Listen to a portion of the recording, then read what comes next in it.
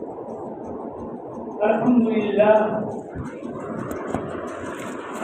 لله رب العالمين،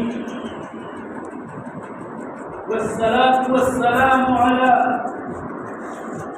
خاتم النبيين المبعوث رحمة للعالمين محمد وعلى آله وأصحابه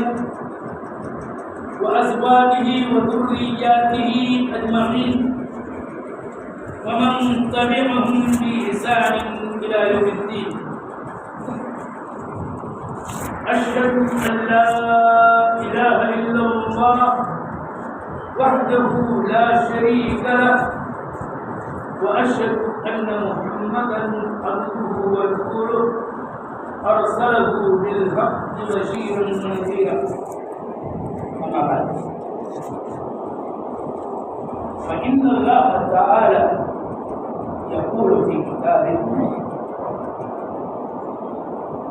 ورفعنا لك ذكرك.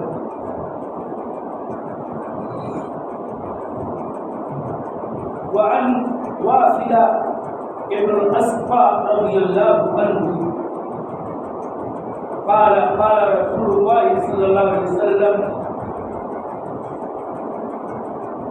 إن الله اصطفى كنانة من ولد إسماعيل، واصطفى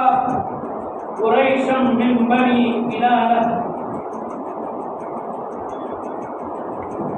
واصطفى قريشا من بني كنانة، واصطفى من قريش بني هاشم، واصطفاني من بني هاشم. الحديث رواه الإمام مسلم في صحيحه في كتاب الفضائل. رب اشرح لي صدري ويسر لي أمري واحلل عقدة من لساني يفقهوا قولي. سبحانك اللهم وبحمدك أستغفره وأتوب إليه. اسلامی بھائیوں، تمام حاضرین خطبہ جمعہ،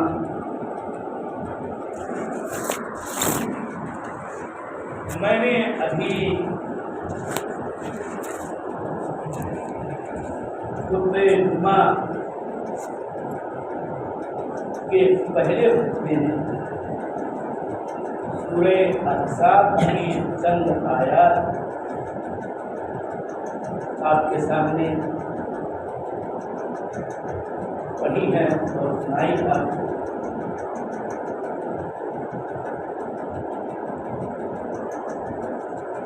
اور دوسرے خطبے میں نے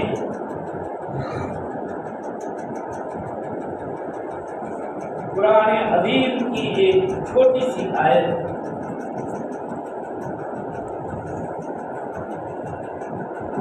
اور نبی صلی اللہ علیہ وسلم کی ایک حدیث پڑھ کر آپ کو سنانے کی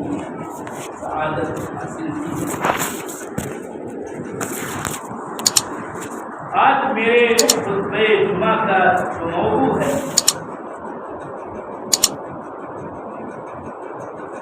وہ ہے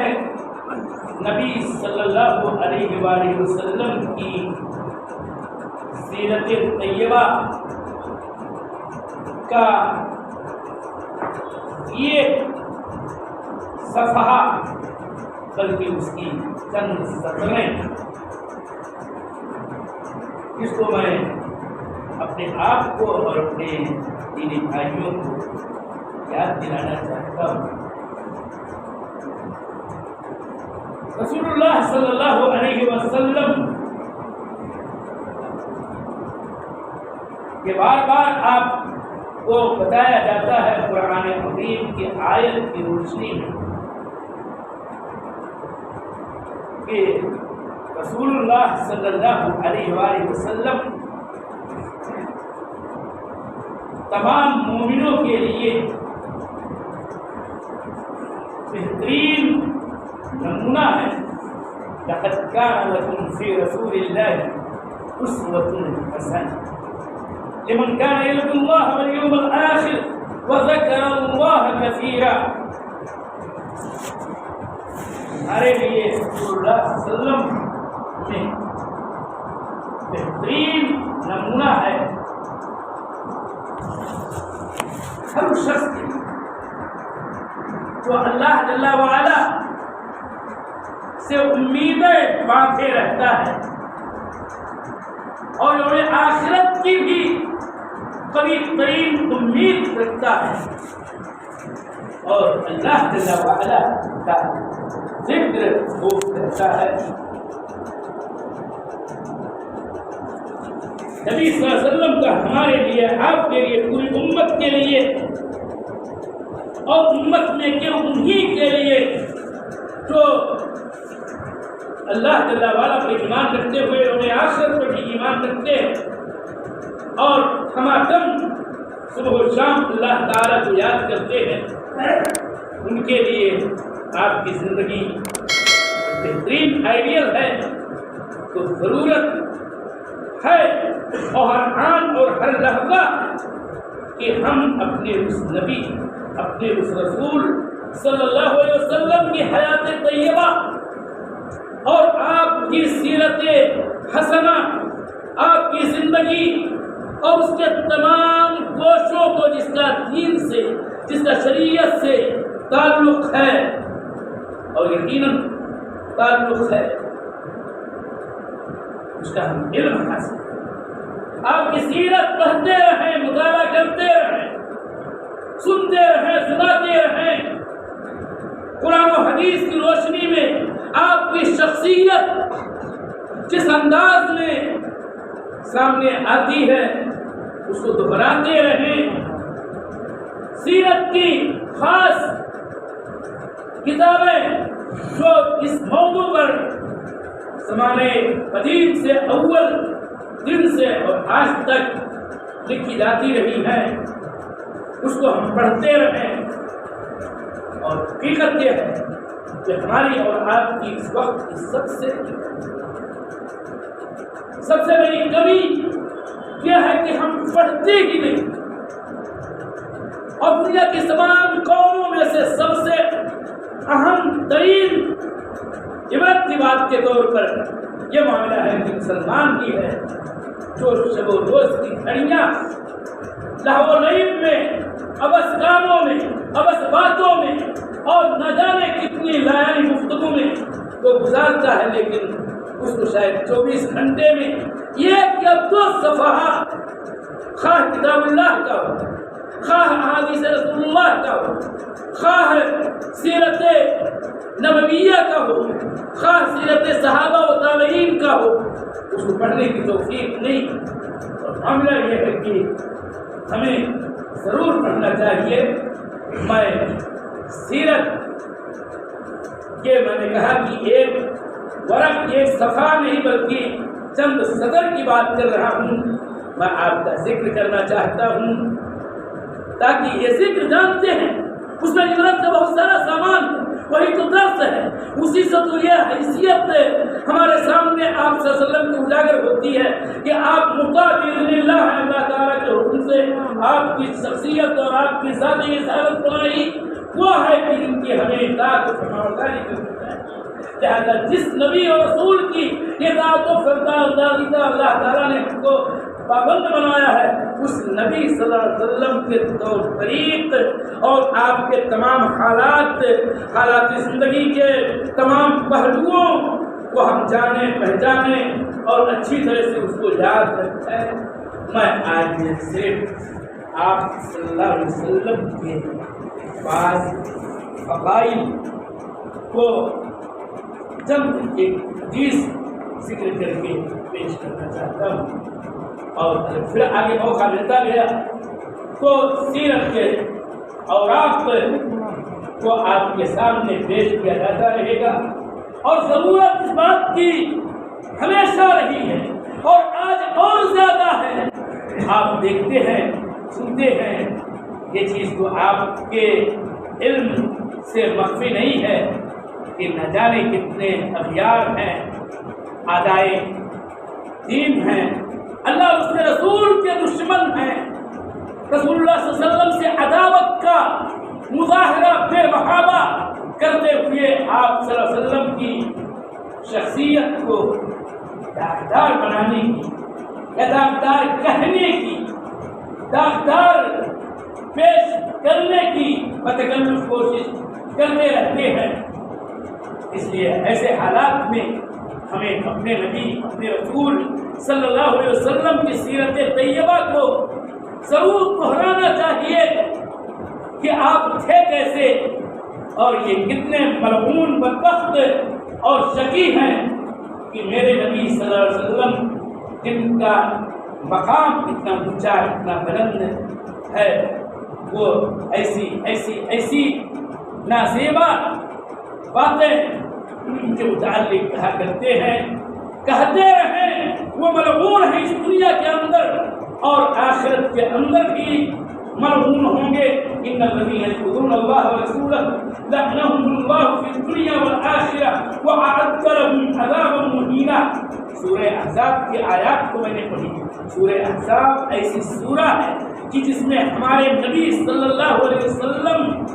آپ کی زندگی کے نہ جانے کتنے پہلوؤں کو اور آپ کی عظمتوں کو، آپ کی خصوصیتوں کو اور آپ کے مقام مرتبے کو اجاگر کیا گیا ہے قدم قدم پر، اور آپ کی خصوصیات کا ذکر کیا گیا ہے۔ چنانچہ پہلے خطبے میں جو باتیں پڑھی تھی اور جو آیتیں میں نے پڑھی تھی، اس کے اندر بھی اللہ تعالیٰ نے اپنے نبی کے مقام مرتبے کو ہم مختلف حیثیتوں سے اجاگر کیا ہے اور آپ کا مقام بلند کیا ہے۔ اور معاملہ یہ ہے کہ اللہ تعالیٰ نے کتاب الہی میں سورہ المدثر کی آیت کریمہ کافی ہے کہ اس نے کہا ہے وَرَفَعْنَا لَكَ، اور اے میرے نبی میں نے تیرے لیے تیرے ذکر کو، تیرے چرچے کو، تیرے دورہ کو بلند کر دیا ہے۔ آپ کا ذکر اتنا بلند ہے کہ اس بلندی کو آپ سمجھنے کی کوشش کریں۔ ہم ایک امتی، ہم گنہگار خطاکار امتی کے طور پر آپ صلی اللہ علیہ وسلم کی عظمت کے اور آپ کی فضیلت کے معترف ہیں، اس کا اقرار کرتے ہیں، اس کو خود پڑھتے ہیں، سنتے ہیں، سناتے ہیں۔ کیا بھی اللہ کے نبی صلی اللہ علیہ وسلم کے رفعت ذکر کا ایک باب ہے، تو ساتھ ہی ساتھ آپ کو ماننا چاہیے اور جاننا چاہیے اور سمجھنا چاہیے کہ دشمن اسلام اگر اللہ کے نبی صلی اللہ علیہ وسلم کو نازیبہ طریق پر یاد کرتا ہے تو یہ بھی آپ صلی اللہ علیہ وسلم کے رفعت ذکر ہی کے اندر داخل ہے کہ آخر اس کو کیا پڑی تھی کہ میرے نبی صلی اللہ علیہ وسلم اور آپ کے متعلق اس طرح کی بات کرتا، لیکن معاملہ یہ ہے کہ اللہ تعالیٰ نے کہا ہے وَرَفَعْنَا لَكَ ذِكْرَكَ، اے میرے نبی ہاں تیرا ذکر میں نے تیرے لیے اونچا کر دیا ہے۔ یہ اونچائی کا اظہار جیسے تیسے صحیح دشمن کی طرف سے بھی ہوتا رہتا ہے، اور اس بات تو یہ ہے کہ رفع ذکر اس طور پر ہے کہ اللہ تعالیٰ نے اپنے نبی کے نام کو اپنے نبی کے نام کو اپنے نام کے ساتھ اس طرح سے ملایا ہے اپنے ایمان کے لیے کہ چاہے وہ اذان کے کلمات ہوں، اس میں بھی اللہ تعالیٰ کی وحدانیت کی گواہی کے ساتھ ساتھ محمد رسول اللہ صلی اللہ علیہ وسلم کی رسالت اور نبوت کی گواہی بھی دینا ہے۔ اور بعض وقت مؤذن ہمارا اشہد ان لا الہ الا اللہ کہتا ہے تو اشہد ان محمد رسول اللہ بھی کہتا ہے، اور اس طرح سے پانچوں نمازوں میں فریضہ اقامت میں بھی دہراتا ہے اشہد ان لا الہ الا اللہ و اشہد ان محمد رسول اللہ۔ اسی طرح سے ہم تشہد پڑھتے ہیں تو وہاں ہم یہ کہتے ہیں کہ اشہد ان لا الہ الا اللہ و اشہد ان محمد رسول اللہ۔ اسی طرح سے درود پڑھنے کا ہم کو حکم ہے، اور جمعرات کو جمعہ کو خصوصیت کے ساتھ درود پڑھنے کا ذکر ہے۔ اللہ تعالیٰ سے دعا کرتے ہوئے ہم اپنے نبی کا نام ذکر کرتے ہیں اور بار بار آپ کا نام لیتے ہیں، اور بھی کلمہ شہادت جب بھی اس کا ذکر آتا ہے اور بناتے وہ ہاں ایمانی اور عقدی مسائل میں سے ہے کہ ہمیں یہ کہتے ہی رہنا چاہیے اور اس کی گواہی دیتے ہی رہنا چاہیے کہ اشہد ان لا الہ الا اللہ و اشہد ان محمدا عبدہ و رسولہ. یہ تو اسلام کی کنجی اور کسی کے ذریعہ ایک بندہ اسلام کے اندر داخل ہوتا ہے. نغمہ ازاں بن کر گزشتہ نام کا اس طرف نظر ڈالو ان کا بہت کالا ہے. معاملہ یہ ہے کہ میرے نبی صلی اللہ علیہ وسلم کا جو نام ہی ہے وہ نام ہی آپ کے مقام و مرتبے کی بلندی کے لیے کافی ہے کہ محمد تو اللہ کے نبی صلی اللہ علیہ وسلم کا نام نامی اور اس میں گرامی ہے. بہت سارے ناموں میں سے اس کا معنی ہی یہی ہے کہ اس کی تعریف کی گئی وہ شخصیت جس کی تعریف کی گئی ہو ثنا بیان کی گئی ہو. ہاں وہ اللہ کے نبی صلی اللہ علیہ وسلم محمد ہے. محمد کا لوگ ابھی بالکل ڈکشنری میں آپ اگر جا کر کے اس کا ترجمہ خالی ساتھ دیں گے وہ بھی کسی کا ترجمہ پائیں گے. تعریف کیا گیا تعریف کیا گیا. اللہ تعریف کرتا ہے, اہل ایمان تعریف کرتے ہیں, ملائکہ تعریف کرتے ہیں اور تمام صالحین تعریف کرتے ہیں. اور اس طرح سے منصفین کفار و مشرکین بھی آپ کی تعریف کرتے ہیں. اور اس کی دلیل یہ کہ منصفین کفار و مشرکین بھی آپ کی تعریف کرتے ہیں. ہم بخاری کی حدیث کی روشنی میں یہ بات ثابت مانتے ہیں اور پاتے ہیں کہ ابو سفیان رضی اللہ تعالیٰ عنہ صحابی بہت بڑے صحابی ہیں, عظیم صحابی ہیں, لیکن ایک زمانے تک کوئی اسلام نہیں لائے تھے. سن 6 ہجری کا واقعہ ہے. ہرقل کے دربار میں ان سے کچھ سوالات کیے گئے اور جو سوالات کیے گئے انہوں نے اس کا صحیح جواب دیا اور ان جوابات کی روشنی میں اللہ کے نبی صلی اللہ علیہ وسلم کی تعریف کے تمام پہلو اجاگر ہوتے گئے. میں ان ساری باتوں کو نہیں ذکر کرنا چاہتا, لیکن یہ بات بتانا چاہتا ہوں کہ مسلمین غیر مسلمین حتیٰ کہ یہود اور نصارہ اور عام بعض الاوثان والاسلام وہ تمام کے تمام جو اہل انصاف اہل عدل ہیں, جنہوں نے آپ صلی اللہ علیہ وسلم کی شخصیت کا اور آپ کی سیرت کا اور آپ کی ذاتی گرامی کا صحیح معنوں میں بڑے حساب مطالعہ کیا ہے, وہ اس بات کی گواہی دیتے ہیں کہ ایک انسان کے اور میں وہ بات میں بار بار دہرانا نہیں چاہتا کہ مائیکل ہارٹ میں کیا اس نے جس نے کی اس نے سب سے اول نمبر پر جس ہستی کا تذکرہ کیا ہے وہ ہمارے نبی خاتم النبیین صلی اللہ علیہ وآلہ وسلم ہی ہیں. میرے بھائیوں, اس لیے ان حالات میں ضرورت ہے کہ دنیا کیا کہتی ہے وہ کہتی رہے, پورا کہتی ہے, ملعون ہوں گے دنیا میں بھی آخرت میں بھی, اور آخرت میں اللہ تعالیٰ نے ان کے لیے تو اس وقت عذاب تیار کر رکھا ہے. معاملہ تو ہم اہل اسلام اہل ایمان کا ہے جو اللہ کے نبی صلی اللہ علیہ وسلم پر ایمان رکھتے ہیں. ہمیں نبی صلی اللہ علیہ وسلم کی سیرت کو نگاہ رکھتے رہنا اور دہراتے رہنا چاہیے تاکہ ہمارے اندر اتباع سنت نبوی کا جذبہ کبھی سے کبھی تک ہوتا رہے اور آپ کی اطاعت ہم کرتے رہیں, اللہ تعالیٰ کی اطاعت کے بعد اور اللہ تعالیٰ کی اطاعت کے ساتھ اور اللہ تعالیٰ کے حکم کے مطابق آپ کی فرما برداری کرتے رہیں. معجزے کی ایک فضائل کی ایک چیز اللہ کے نبی صلی اللہ علیہ وسلم نسلی خاندانی سلسلے نسب کے اعتبار بہت ہی اعلیٰ نسب والے تھے, بہت اونچے نسب والے تھے. اس کی دلیل وہ حدیث سے میں نے اپنی آپ پڑھ کے سنائی ہے. واصلہ ابن اسقع ایک صحابی رضی اللہ عنہ کہتے ہیں رسول اللہ صلی اللہ علیہ وسلم نے کہا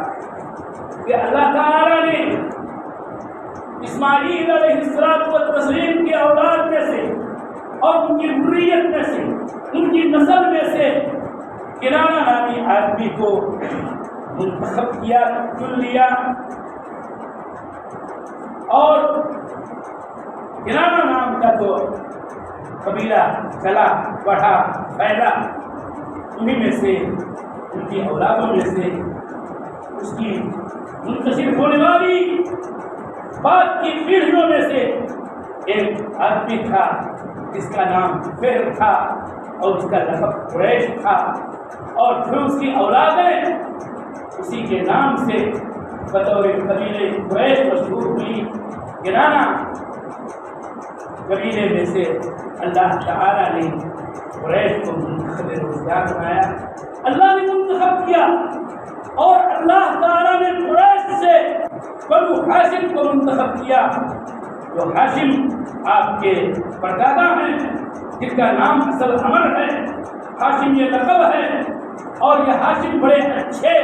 انسان تھے، اور ان کو اللہ تعالیٰ نے قبیلے قریش میں سب سے اونچا درجہ دیا، منتخب روزگار بنایا۔ اور اللہ کے نبی پھر کہتے ہیں کہ مجھ کو اللہ تعالیٰ نے ہاشم کی اولادوں میں سے، ہاشم کے خاندانوں میں سے مجھ کو چنا۔ اس طرح سے آپ میرے دینی بھائیوں، آپ صحیح سی روشنی میں سمجھیں کہ اللہ کے نبی صلی اللہ علیہ وسلم ترجیدہ انسان تھے۔ اسماعیل کی اولاد جو ابراہیم علیہ السلام کو تسلیم کے بیٹے ہیں، اور اسماعیل کے بیٹوں میں سے کنانہ ایک ہے کسی پیڑھی میں، اور کنانہ کی اگلی بڑھتی ہوئی پیڑھیوں میں سے ایک قریش ہے، اور قریش کی پھیلتی ہوئی پوری جو خاندانی سلسلہ قبیلے کا ہے، انہیں میں سے ایک بنو ہاشم ہے۔ اور ہاشم کی اولادوں میں سے جس قدر بھی تھے، آپ سیرت میں ساری تفصیل پا سکتے ہیں، پڑھ سکتے ہیں، ان میں سے اللہ کے نبی صلی اللہ علیہ وسلم کو اللہ تعالیٰ نے چن لیا۔ ہم آپ جانتے ہیں اتحاد اللہ یا بہتری کی، فضیلت کی، عظمت کی، بڑائی کی دلیل ہے۔ ہم آپ کو خریدتے جاتے ہیں، صرف خریدنا چاہتے ہیں، بس یہ میں سننے کا معنی آپ کو بتاتا ہوں۔ وہ حیران ہوئے ہوتا ہے 10 کلو 15 کلو ہاں اپنے چہرے پر سے، لیکن ہم کیا کرتے ہیں اس میں سے سنتے ہیں۔ سننے کا مطلب یہ ہوتا ہے کہ خود اس 10 کلو میں سے کوئی 1 ہی کلو آدھا کلو آپ دینا چاہتے ہیں، اس میں سے جو اپنے نظر سے، اپنی پسند سے جو بڑھیا، جو اچھا ہے، جو بہتر ہے، وہی ہم اٹھا کر کے اپنے ہاتھ دھوئے اور اپنے کیس میں ڈالتے ہیں اور کہتے ہیں اس کو توڑو۔ تو ایسے ہی اللہ تعالیٰ نے اولادی اسماعیل میں سے کنانہ کہ جو سب سے بہتر انسان تھے، صاحب مروت تھے، صاحب صداقت تھے، صاحب رسولیت تھے، مردانگی والے تھے، جلسے کی شریفانہ جو خصلتیں ہو سکتی ہیں ان میں سب سے نمایاں ہوتے اللہ تعالیٰ نے ان کو چنا، اور اس طرح سے ان میں سے قریش کو چنا، اور قریش میں سے بنو ہاشم کو چنا، اور بنو ہاشم میں سے رسول اللہ صلی اللہ علیہ وسلم کو چنا۔ تو یہ تھا آپ کا سلسلہ نسب جو ابراہیم علیہ السلام کو تسلیم کرتا ہے۔ اس سے اعلیٰ نسب، اس سے اعلیٰ حسب بھلا کیا ہو سکتا ہے کہ ابراہیم خلیل اللہ علیہ السلام کو تسلیم کی اولاد میں سے آپ ہیں، اور انہی کے لیے تو اللہ کے اس پیغمبر نبی و رسول خلیل نے دعا کی کہ ربنا واسع رسول یتلو علیہم آیاتہ الی آخر آیا۔ ابراہیم کے نتیجے میرے دینی بھائیوں، ترمذی کی ایک روایت میں اللہ کے نبی صلی اللہ علیہ وسلم نے اسی بات کو لکھ رہا ہے کہ اللہ تعالیٰ نے تمام مخلوقات کو پیدا کیا، مخلوقات میں سے بہتر انسان کو بنایا، اور انسانوں میں سے 2 گروہ ہوتے ہیں، اچھے ہوتے ہیں، ان کو اچھوں میں سے بنایا، اور اس طرح سے سلسلہ وار آپ نے بتایا کہ مجھ کو اولاد بنو ہاشم میں سے چنا، اور اس طرح سے میں بار بار ہر مرحلے کے چنے ہوں کا میں پورا ہوں۔ یہ خود دلیل ہے آپ بڑے عمدہ تھے، باتیں انشاءاللہ کبھی سورہ احزاب کی آیات میں آپ کے خصائص کا ذکر کرتے ہوئے اللہ تعالیٰ نے جو کچھ کہا ہے اس کا خلاصہ تو میں پیش کرتا ہوں کہ اللہ کے نبی صلی اللہ علیہ وسلم یہ ہے مردوں میں سے کسی کے باپ نہیں، یہ تو اللہ کے رسول تھے، اور وہ بھی خاتم النبیین تھے۔ اللہ کے نبی صلی اللہ علیہ وسلم ہی کو خطاب کر کے اللہ تعالیٰ نے کہا کہ اے میرے نبی، میں نے تجھ کو شاہد دینے والا،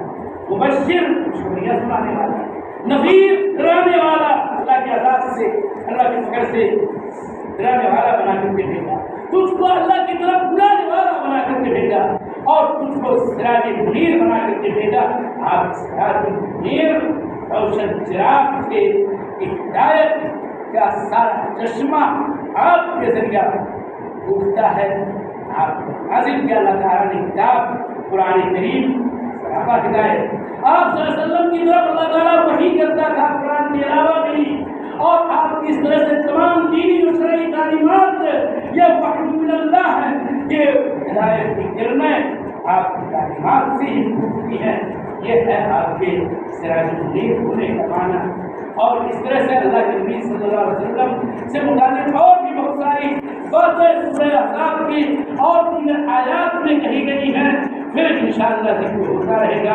آپ کے معجزات کا ذکر کیا جائے گا کہ جس سے آپ کی عظمت، آپ کی اہمیت اور آپ کی فضیلت ثابت ہوتی ہے۔ آپ کی خصوصیات کا ذکر کیا جائے گا، وہ خصوصیات کی جن میں کوئی بھی آپ کا شریک و سہیم نہیں ہے، حتیٰ کہ کوئی نبی و رسول بھی آپ میں آپ کا ساجھیدار نہیں ہے، کہ جس سے آپ کی سب پر بلکہ تمام مخلوقات پر، تمام نبیوں پر، تمام رسولوں پر، تمام اولاد آدم پر آپ کی فضیلت ظاہر ہوتی ہے۔ کیا یہ بدبختی کی بات نہیں ہے کہ افضل الخلق، سب سے اچھے انسان، تمام رسولوں میں سب سے بہتر کو وہ لوگ جنہیں انسانیت کی ابجد کا پتہ نہیں ہے، وہ میرے نبی صاحب قدرت عظیم کو گالیاں دیتے ہیں، برا بھلا کہتے ہیں، نازیبا انداز میں یاد کرتے ہیں۔ اور یہاں پر یہ بات مجھے کہنے میں کوئی بات نہیں ہے کہ اگر مسلمانوں کا یہ ذوق و زوال کا اور وسائیت کا جھاگ اور خاشاک والا دور کا ہوتا تو اس طرح کی حکومتیں اور اس طرح کی جرأتیں اعدائے دین میں کے جو بہت شریف میں آپ کو بنتے ہیں ایسی حکومتیں نہ کرتے۔ اللہم انا نسألک فی نورہم ونعوذ بک من شرورہم۔ اللہ تعالیٰ سے دعا ہے کہ بارے کہا تو ہمارے اندر ایمان کامل پیدا کر، اور ساتھ ساتھ اللہ تعالیٰ اپنے دین، اپنے رسول کی محبت ہمارے دلوں میں جاگزی کر دے۔